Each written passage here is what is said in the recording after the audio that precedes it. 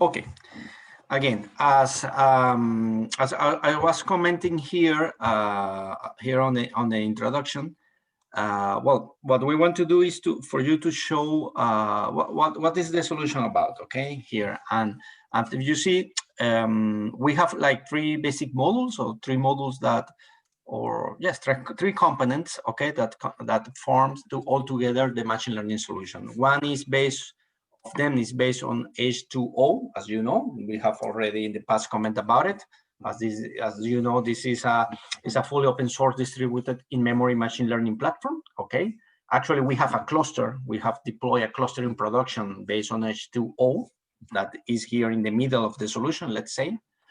Basically, that is the, let's say, the brain. The brain, or is the main component where all, let's say, somehow all the models can be trained. Okay, and you know, the different people who will work with this solution will use as well Jupyter notebooks. That is a well-known solution for let's say machine learning you know, area, where well, actually you will have all the users will have access to notebooks, and through the notebooks they can define the scripts, or they can manipulate the data, access data, import, and several, let's say, actions that the end user can take over the solution. Okay, and the Jupyter is actually, the Jupyter notebooks is where the end users, let's say, will create the scripts for those models that will be later on trained on the H2O cluster.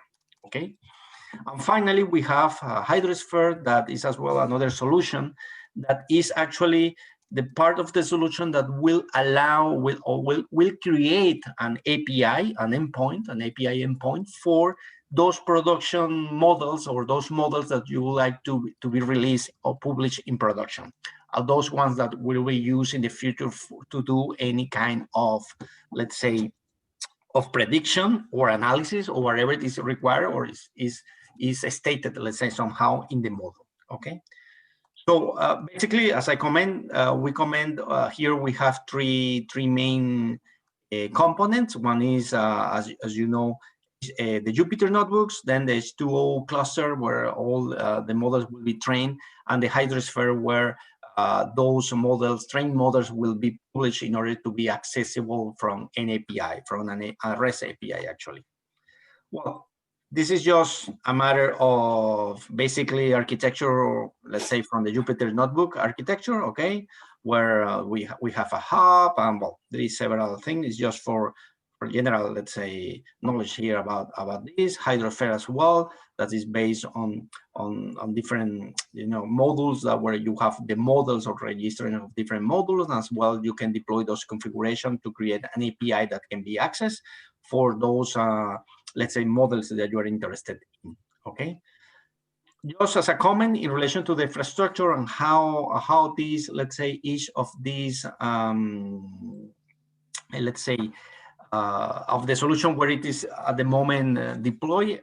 At the moment we have 4 hosts, as you know, and all the part that is related to, let's say, Jupyter, I mean, related to the Jupyter solution, and as well to the H2O cluster, is on the 4th server. Okay, it's not deployed on the same server where the regular PGL application it is. In the future, we will have as well the 5th server. Well, it was after September 28 was the original date, as you remember. When we received that server, all that solution will be migrated to that in order to have a different, let's say, an independent host for this solution. Okay, not related to the production or pre-production environment of the PGL application. Okay, basically all the users, PGL users that will have, and we will comment later on, a specific role in the platform, we will able to access the Jupyter notebooks. Actually, the Jupyter notebooks is the main entrance point in order to do the predictions and to do the analysis of the data and the models and all that. It will be through this URL, as you see here, and the data permission access for those users will be controlled by the superset, okay, the superset data sets, as you know. And the way to do it is using an existing role in the superset, or create a new role for a set of group of users This is actually the recommended way of working, okay? So when you want to basically to give access to certain data, what is recommended is on superset, create the data sets that are associated for this solution or for this group, create a new role and associate those data sets to that new role, okay? And as you know, because we have commented in the past, we will use, as you know, we will create those data sources, that is, or these fuentes de datos, using this SQL data, or well, using the trick we have showed you. We will actually, we are going to create data sets at the chart level that are the ones that are going to be somehow, let's say, share with this specific role. Okay, well, this is, we already know about all this, and even we can see it in a different moment during the presentation. Basically, we have a set of demo today. Just for sure, we can go over all of them. Some of them, maybe we are going to just quickly see it, okay? All this is going to be on Jupyter Notebooks, so there will be a lot of code, okay, or coding, let's say, based on using the H2O module and the different, you know, machine learning actions or solution, okay? Basically, the demos go for how we can access data from the data lake in the platform, how we can access data from external sources, internet, for example, from my own computer, how to upload this data, and where is the data located, okay, and where is safe. We can then later on move to the H2O functionality. We can talk about certain basic introduction to H2O. What is the auto machine learning functionality? That is really a great feature of the H2O. And we have several examples, the IRIS example, the ACA-means, a deep learning anomaly detector, and NIST as well example using deep learning. And we have created some basic idea with using your data with data and the weather information that is stored in PageYield to create some kind of, or actually we have not created there much. What we have done is just run an auto email over, if I'm not wrong, over this data. So we can show that, and this is the idea of what we are going to show it, okay? So let me now, if there is no any questions, let me move on to let me share, then we can move a little bit the platform. Okay, any question? Okay, I'm just accessing the platform, okay, using a user. I'm using a test user that we have, okay. And just wait a little bit for the end user to access the platform. Are you seeing my browser, right? Yes. Okay, no question so far, no? This is all in production already. This is on production. Okay. What we are going to see today is on production.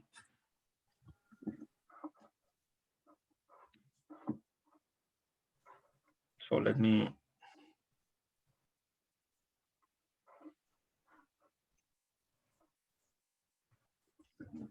disconnect, sorry.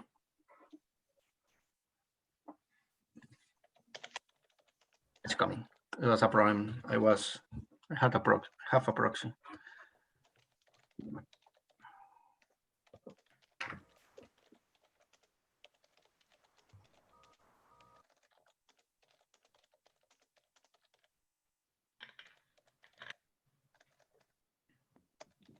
Just a sec, I think I have a problem here on my internet connection. Just one sec.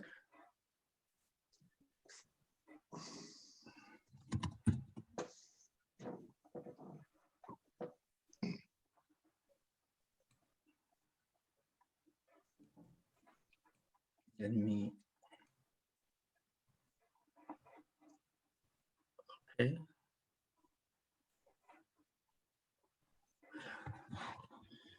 Okay, now it's okay. I was, okay, I don't know if you are seeing right now, Yes. browser?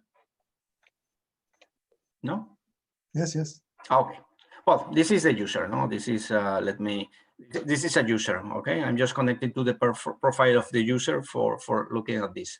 So let me connect first. I'm going to connect to the Jupyter Notebook, okay? This is the Jupyter notebook for this user. So end users that will have access to the Jupyter notebooks, they will, well, here are the demos, of course, and they will actually see this on blank. I mean, there will be no notebooks or information or data installed here. Okay, it will be totally clean. And they will have access here on the notebooks to the different kernels, okay? You can access whatever they want here. We actually recommend to use the CCOC kernel, okay? Actually, this CCOC will bring all the, say, it will bring the required, let's say, let me tell you, sorry, libraries that we will require it, okay? So we will go over there to show it, just a sec. Okay, so let me move here first. Well, let's go to the first demo. The first demo we would like to show you have to access data from the data lake. Data lake means data that is safe on the big data database, and you want to access that. You want a user to access that. Okay. In order to do that, there is a series of commands that is based on this library, Data Hub, that will the user will just instantiate an object using a specific code. As you know, as a user, I have this token. I can get my token from my file here on the application from my profile. I can use this token over here. Will allow me to be identified in the platform, and then I can list all the data sets which I can access. As you see here, there is this user or this role have access to these data sets. You have here a series of IDs, and those IDs, as you see here, the name, some of them are associated to, for example, specific data sets created for the demo, Jira's demo H2O, or you have access to different data sets, this Meteorologia or test IPMA, whatever data set that is a user or the administrator have given access to this user. So using this ID that you have here, the user can, for example, obtain and get the information from the data set. In this case, I'm just loading the information from the data set 1296. So I just executing this line. And once this is executed, I can see the data that is associated to that data set. Okay? So the end user can access the data that is on the big data database and following what the data sets on superset that has been assigned or associated to this user by an administrator. Okay? I have just downloaded this data directly here on my notebook. Okay, this is one way to access data or to get data from the data lake. There is another way. That is, of course, you can access data from an external source, an internet. I mean, this is a notebook that have access to let's say to whatever you want. In this case, I mean, on the kernel. So you have here a data set that is defined by a URL. This is in GitHub, and I can actually, the difference here is importing this actually directly into the H2O cluster. Okay, different here on the first, if you see on the first demo, as you know, I just load this, load this information on a pandas data frame. Here, I'm just now importing the file to the the cluster. That means that I could analyze directly that on the cluster later on, no? So that data is parsed, and you have here, of course, a summary of what is the data I'm actually having access to that, okay? So as well, import file, but this is the same. I mean, this is just importing data from an external source. As well, you can upload data. I can upload data here. So if you see here, you have a kind of folders, okay? You have a local folder here, and you have your main folder.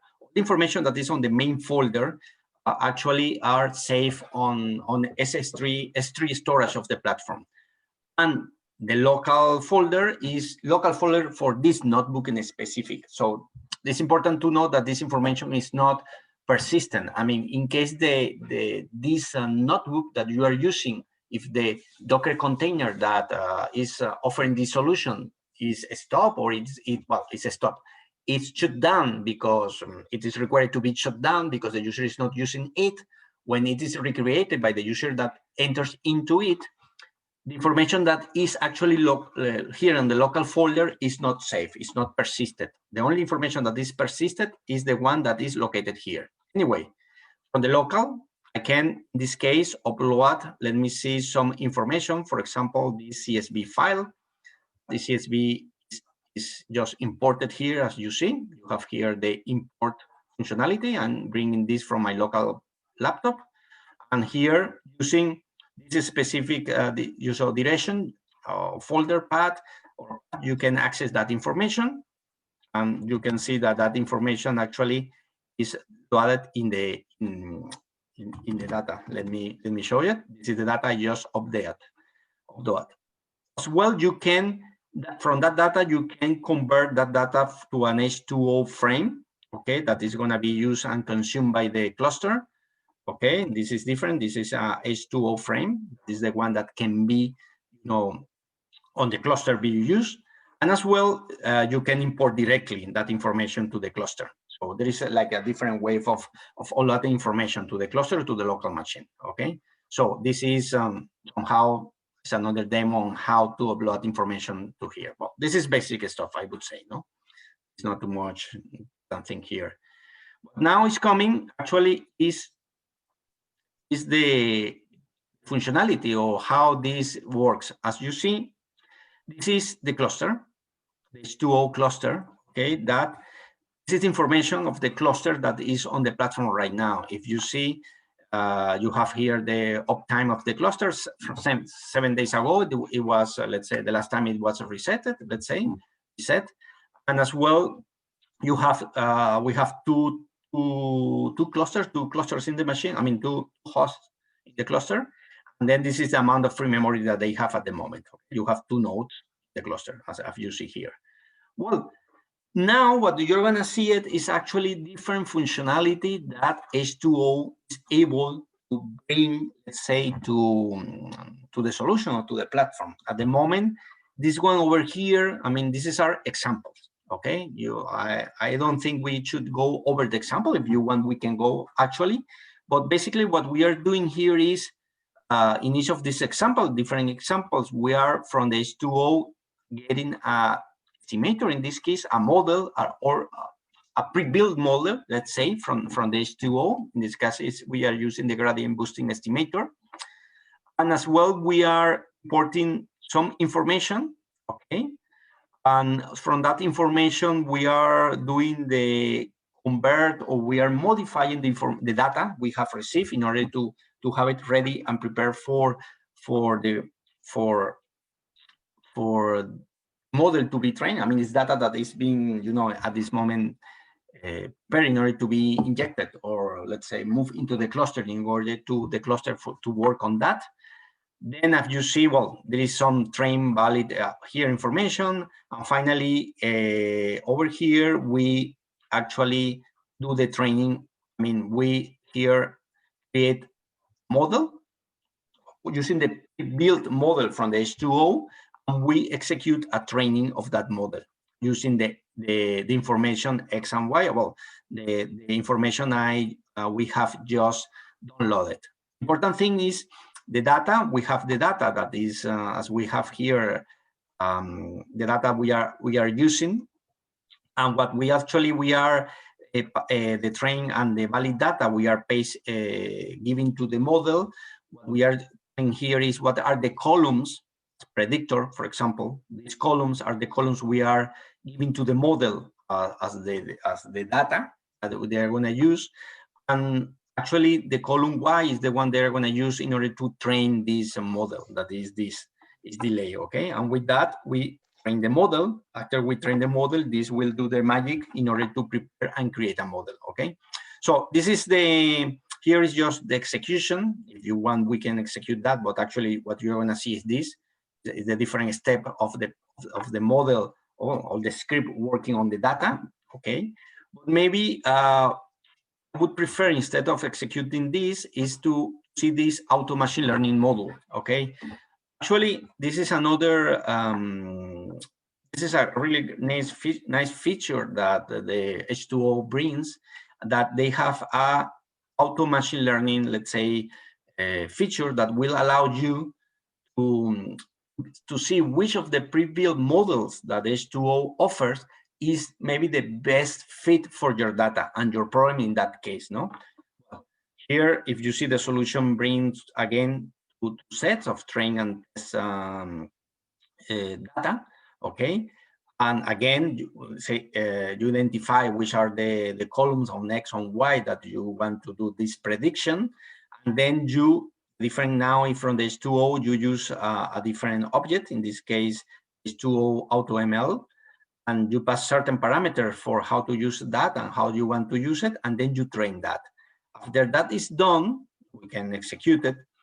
Actually, it will download the information, it will execute the auto machine learning. This will take some time, and then it will return you what are the models. You see, the models. You see here different models that this script has, or the model.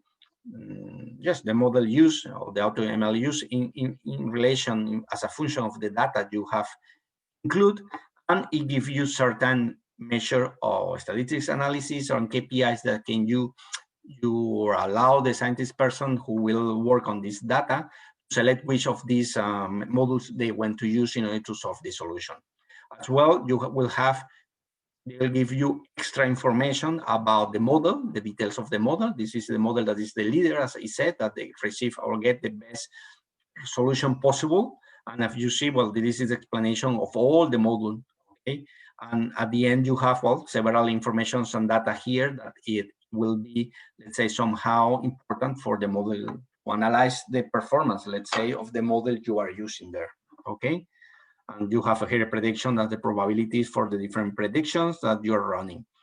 So this is somehow, I mean, the way to work with the machine learning as well. Here you have another example using the Iris. This is the product back orders. This is a total different as well. You have, just if you want to see, I mean, I can execute this. I'm not executing at this moment as in order for just a matter of time, but we can execute. If you see, this is the data. Here, I'm executing here. Different things happen. Now I'm going to train the model. Actually, this is not train the model. I'm actually executing on auto machine learning. Okay, this is being at the moment executed by the cluster with this data, and this is the data we are passing. I mean, as you see, there is a lot of data, several columns. Of course, this is now the logic and what is the information is here, and all that is part of, I would say, of the work of the data science here, or the person who is managing and trying to, let's say, interact with the system here, no? And as well, this is running. This is going to take some time. And as the auto machine learning, what it's doing is executing several, let's say, training, or it's actually training these different models with the same data, and then they will compare the results of that, and will give you, again, a leaderboard of what are the best, let's say, machine learning build algorithms that can be used in order to use with this data. Okay. So, well, this is executing. I don't think if you want, because the result will be similar to this one. Let me move on. If there is no questions at the moment, this is actually, if you see here, this is not being executed at the moment. Actually, this is this is a famous example, the Iris example, that is that you have actually, I mean, you have here, well, the Iris is a flower, no? It's different flowers. If I'm not wrong, you have different size of the flowers, data from that, as you see here. And then you have different lengths of that, and then you can, with that, classify the flower, I would say, in this way or the other way, no? And actually, this is the regressor that is being used in order to do that. You see, here are, here in this case, is the training. We are training these columns, okay, in order to find a solution. And this is being then we have here a classification, a model that is classified or is being trained in order to classify this. Okay, it's important that, for example, here this summary here give in this model, when this is an example, what is the from these different features that you have of input features, which is the more important that is taken. Okay, this is the same example. The difference here is using a different model. Okay, and the important here thing is, as we see here, publish the model. Once, that is important, once you have, and this is connected with the hydrosphere that we are going to see it as well today. Once we have trained or work a lot with that model, and we want to publish that model and to have, you know, an API where I can call or other model can call in order to make a prediction based on the trained model, what we can do is actually to publish that model, publish the model in the hydrosphere. Okay. And one way, of course, is in order to publish that at the moment, we will give you the command now. The one way is actually to this model that I have here, the EVM regressor, we can download the model itself. And if you see on the local, as soon as I just execute this, we have the model here. That is actually a zip file. This one over here is the model that we have trained for this. And this model can be published on the hydrosphere, okay, later on. And we are gonna see later on this how it works. For example, let me show different. I mean, this is as well a coming example. It's just in different as well. This is using again the same iris example, but now it's being done a clustering analysis using this H2O K-means estimator.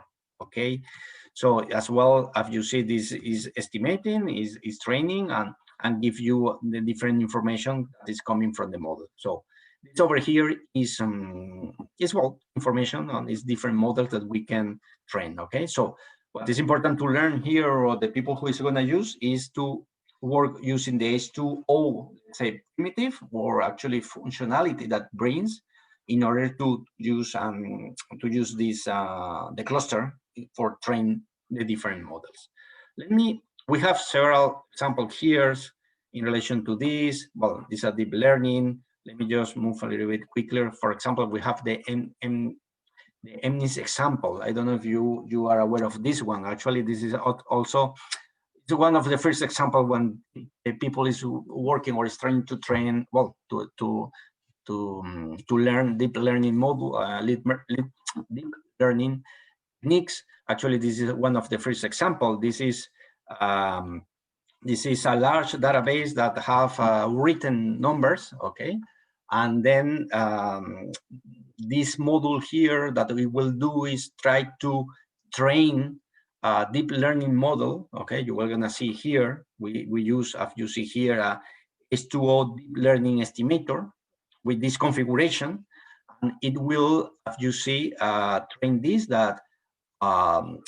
this in order to classify the digits that are on the pictures that are coming from here. You're gonna see a little bit. I mean, we have just download the information. We have 60,000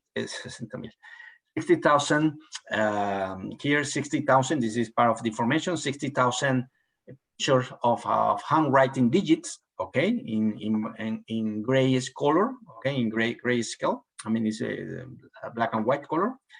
And then what we want to do is to train a model, okay, that is able to predict what is the, well, to classify the input image we are delivering to it. For example, this is the model, and this is just we are training the model at the moment as we are speaking. This will take a little bit, so we're going to leave here a little bit, and then we can see what the model do actually, okay? And again, this is done, it's running at the moment on the cluster, on the H2O cluster, okay?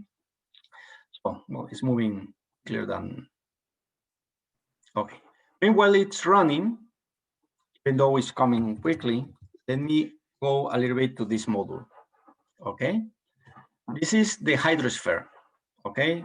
So here we have, let's see, the hydrosphere solution, that is the one where we publish the models, okay? Here we have section that is models and sections that are applications, okay? the models, these models we have here, I mean, there is a summary. We have three in this example: Iris, Iris2, and Iris3. Okay, as you see here, what we have is the different models you have actually trained using the H2O cluster that are published in the hydro serving. Okay, once, as we have done right now, we have just finished training a model. Okay, this is the model we have trained. Well, this is a second model. Okay, let me show you now. Get back here. For example, this is a model performance on the model. This is different errors, the mean square error and the log loss error of what we have done. Actually, this is a bit big at the moment. It's not as low as expected. This is the confusion matrix of the model. I mean, what there is, as you know, this is able to allow you that, for example, for the number, this is not the digit number 4, how many success we have had, and I mean, the model how have been predicted result number 4 for four digits 4. Okay, well, and this is the KPI. I mean, what is the, if you see here, the hit radio for the different digits here. Okay, so as you see, just for let's say for what we are doing, this is the input you see here. This is number 8, for example. This is the input of this model. I mean, are pixels. Actually, it's a picture. Okay, and from that pictures, well, there are 60,000 pictures. From those pictures, this model using the H2O cluster learn to identify this. If this is the picture, then we can predict using the module. Sorry, this one is the second one. Okay, and here, when we execute the prediction of the model, we'll see that the model says that is an 8, and this is the probability of the different classes that are also available, no? I mean, as an output of the model. Okay, well, we can see this. At the end, when we finish the model and we are satisfied with the model we have trained, we need to serve that and to be able to have it in production for someone else to be used, or let's say some automated scripts or services to use that. And for that, hydro serving will be the tool that we allow administrators to publish those models. Okay, because at the moment those models are here. This model is locally here in the platform, in this let's say notebook. No? So we are able to push that module, as we are seeing here, to the hydrosphere. When we have this module, this is actually, you have the log of the detail, the different versions that you have on the module. I mean, on the same model, sorry.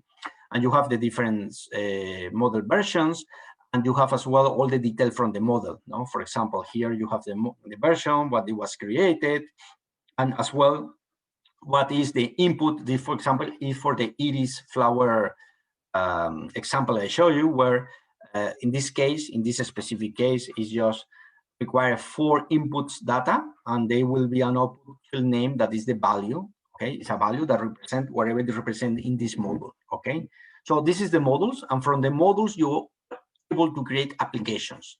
Applications are here.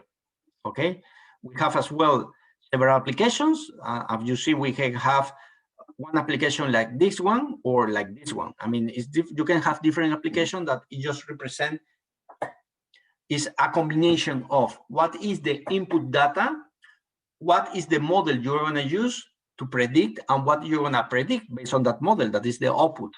And based on that, when you create, because this is created directly from the models, if you see here, you can create an application here, create application.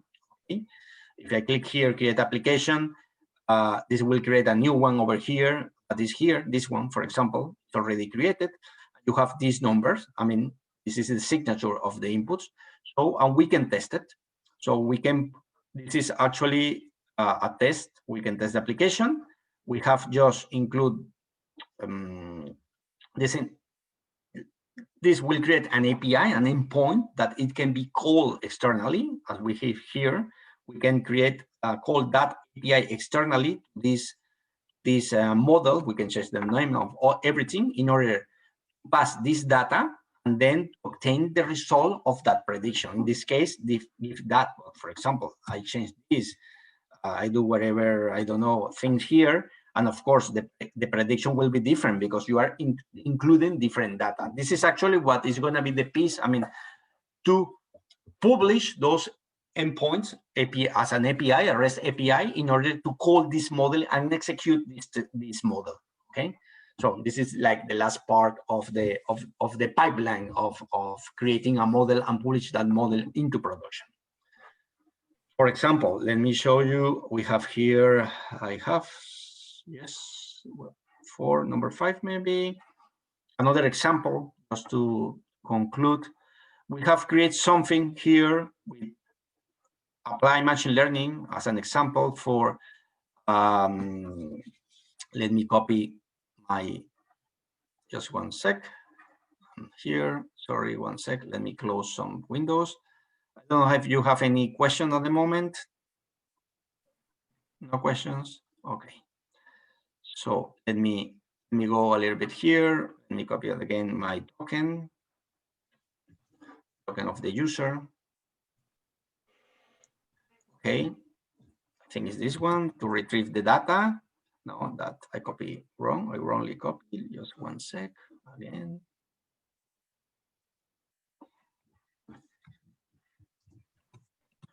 Okay, now this is user. It's the same user. I have access to this data. So what I'm doing here is just bringing back data. Okay, data from this Jira Demo H2O. Okay, I'm just bringing the data, and that data is, well, is 1,000, if I'm not wrong, elements. Okay, that depend on the data set and what are the configuration of the data sets. I'm actually doing creating here some new columns. Okay, and just preprocessing only for the station of bikes, the 415.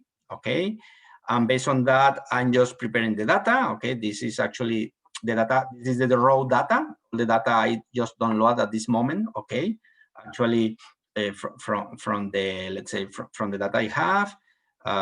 Here is only for this station I have here, and actually have not too many. I have 124 data points. Okay, for this station, depending on this data frame. Okay, I have information from the bikes and the bike station, I would say. The weather data, actually, we download here the weather data, okay, from this data set, that is the 63. Let me see, the 63 actually is open data metodología, okay? I'm bringing here the metodología. If you see, in this case, we have 50,000 data points, okay, that I just downloaded.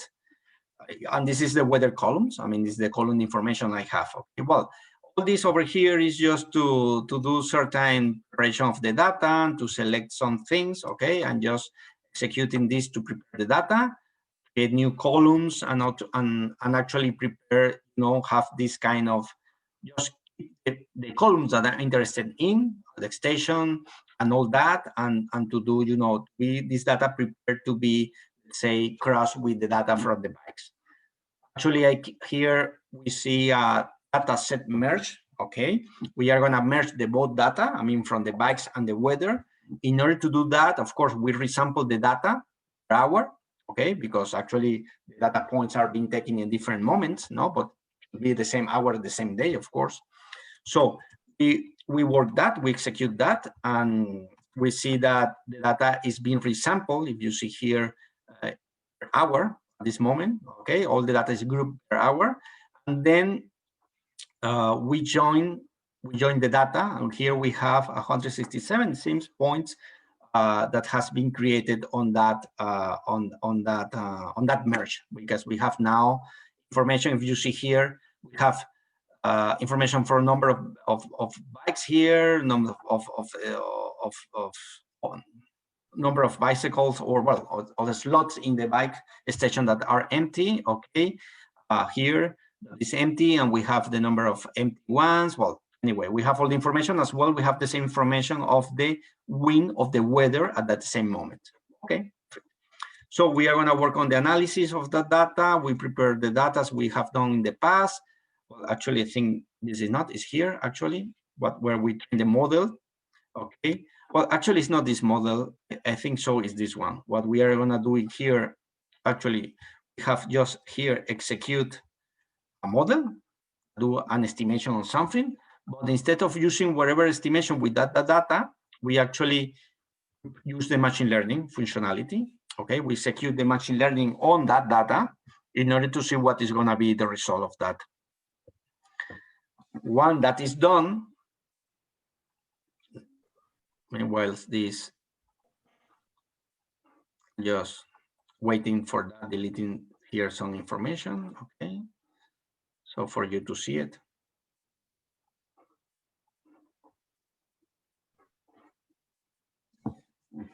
Well, this is the machine learning that is executing on this data. So after that, all these models has been executed over that data. Okay, we want more information from what is the leader on that data. Is actually this morning the gradient boost machine. Actually, it's this GVM3 AutoML with this information, the model key gradient boosting machine. And if you see here, for example, it says there is several variables here, and what is the importance of the different variables for the let's say for that, I mean for the model. And as I comment, we can this model can be extracted here, okay, and appear here, as you just seen. And this is actually the model we can push the hydro serving in order to create an application that will allow in the future us to make calls in order to predict data using this model. Well, somehow this is all the demo that we want to show. Just I would say a brief introduction of the solution and the different components and modules, and as well as an introduction, of course, on the H2O functionality, and things that can be done using this the platform right now. Okay, so I don't know if you have any questions, doubts that I can answer, or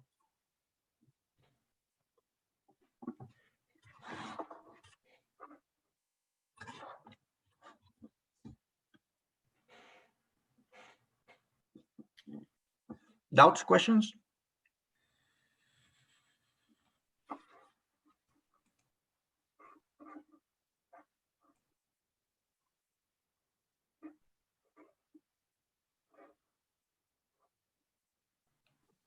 You have killed them, Oscar. Yeah, I think so. Sorry, perhaps just a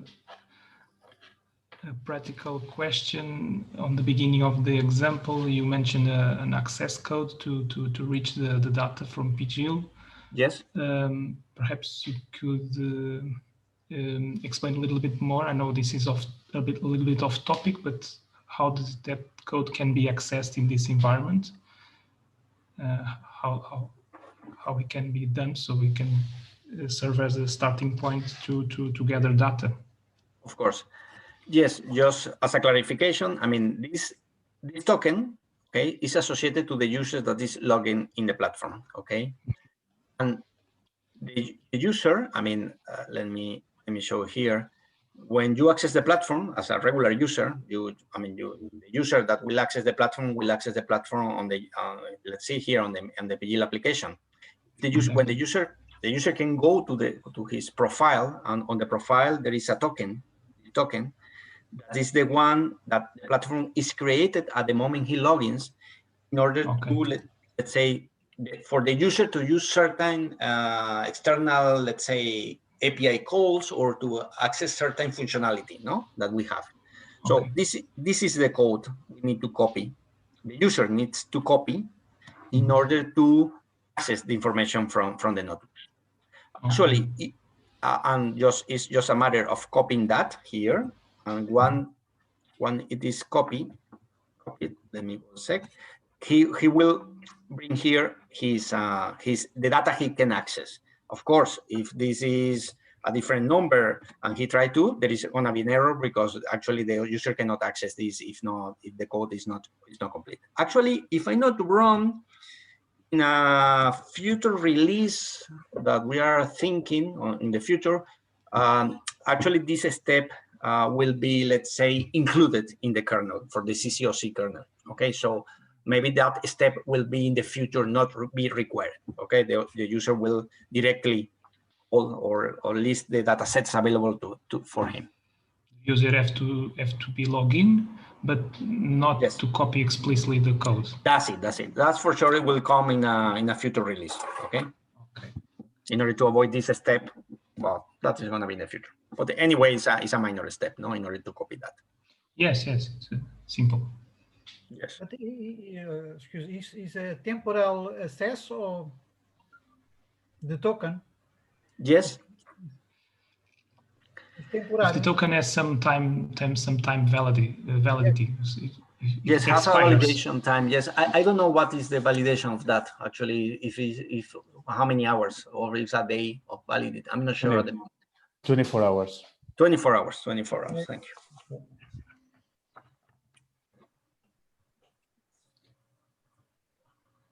But this is exactly the same token that you are using while you are browsing the portal. So if you take a look at the HTTP calls you are using from your browser, you are sharing this API key. It's the one that you use for all the platform. This is not just for the data lake, but this is for all the platform.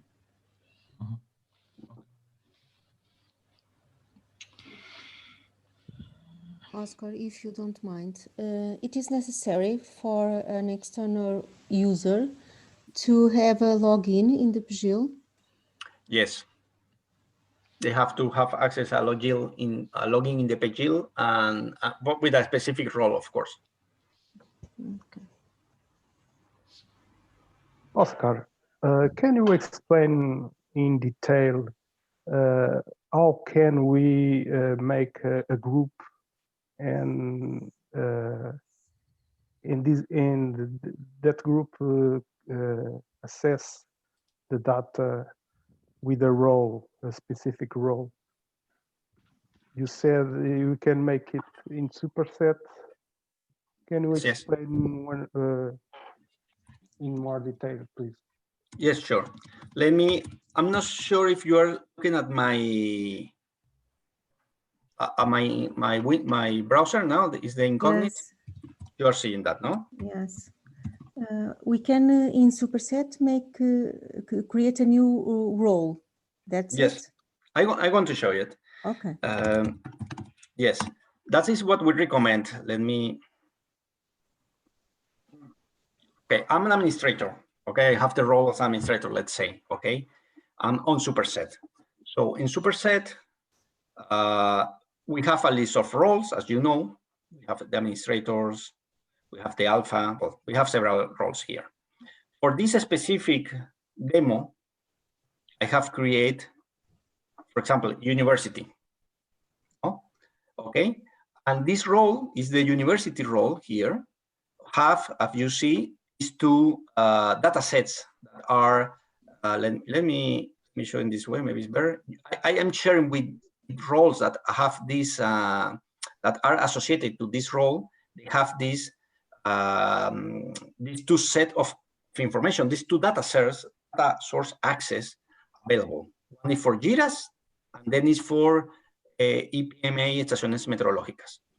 All, as you know, this is the basic or the low level, access of the data. So all the elements, objects created following in Superset using these data sources will be shared with the team. I mean, with the person who is associated to this role. As you see here, we have two fuente de datos. If we move this, the user is receiving 1, 2, 3, 4, 5 different data sets. But the data sets, all these data sets are based on that two data sources that are the ones we are sharing with the user. If you see, this is one PMA station. We have 1, 2, 3, 4, and this is the NSC internal demo. That is the one. Okay, the one that one is APMA estación meteorológica and internal demo for GIRAs. This is what the users see. And the way how to associate users to this role, you have here a list of users where you can associate, as you see.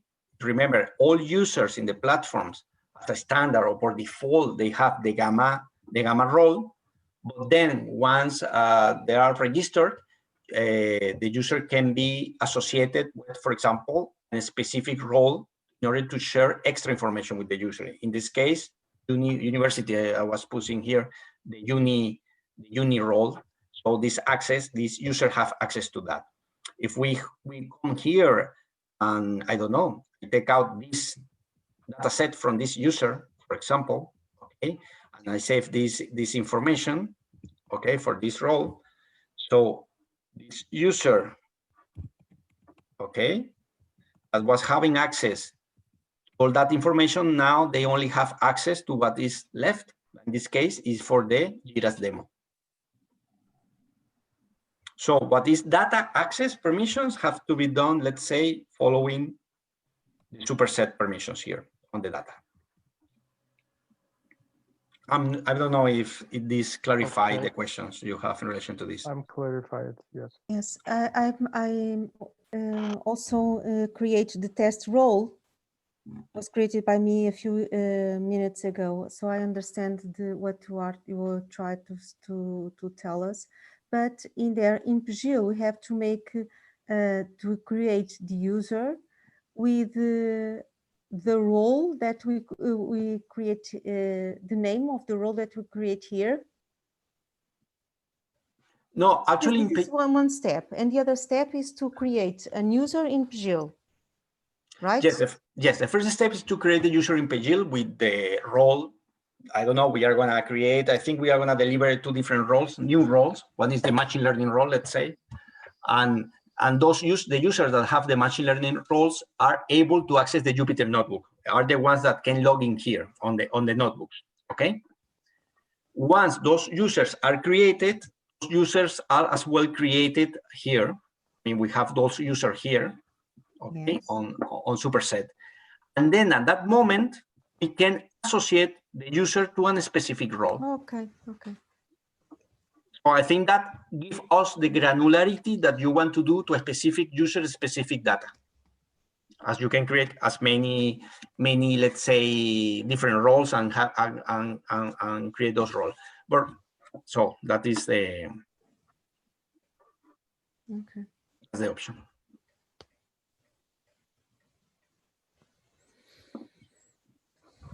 Thank you, Oscar. Welcome. Questions or doubts? Well, if you require in the future another session or some working session with this, we can arrange something as well, of course. I think we'll need that. There is a manual of these actions for us. Yes, we can. I mean, we can provide, of course, the demos on that. We can provide you the tricks. Well, the specific commands in order to, for this one, for example, that you need to know this one, no? That you need to list all this. And for the H2O, I mean, what is the functionality of the H2O? We can give you a couple of links to the documentation they have in order how to use the H2O. I mean, because there is huge, and they have several. For example, the auto machine learning, auto ML. We can go to their page and this command. Let me go here. Just one quick. This command have many options that you can put there, and of course, this is all that is related to H2O is perfectly, let's say, explained on their webpage. We can, of course, give you the links to all that on the H2O. No problem. It's useful. Thank you.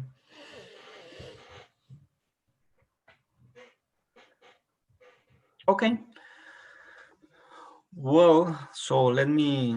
If there is no questions or more doubts at the moment, I think we can stop recording and move to the project meeting.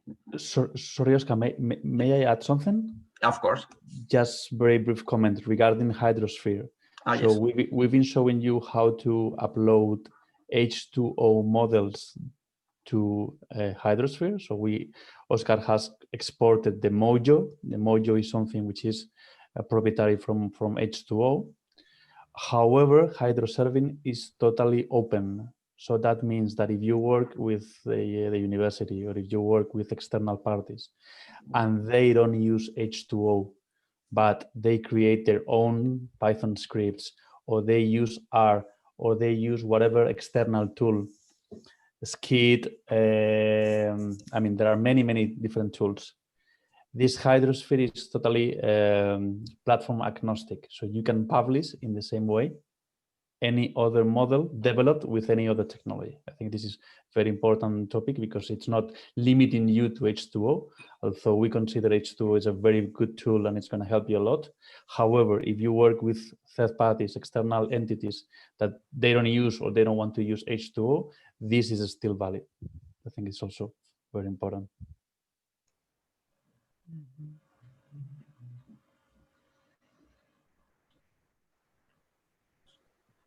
Okay. Okay.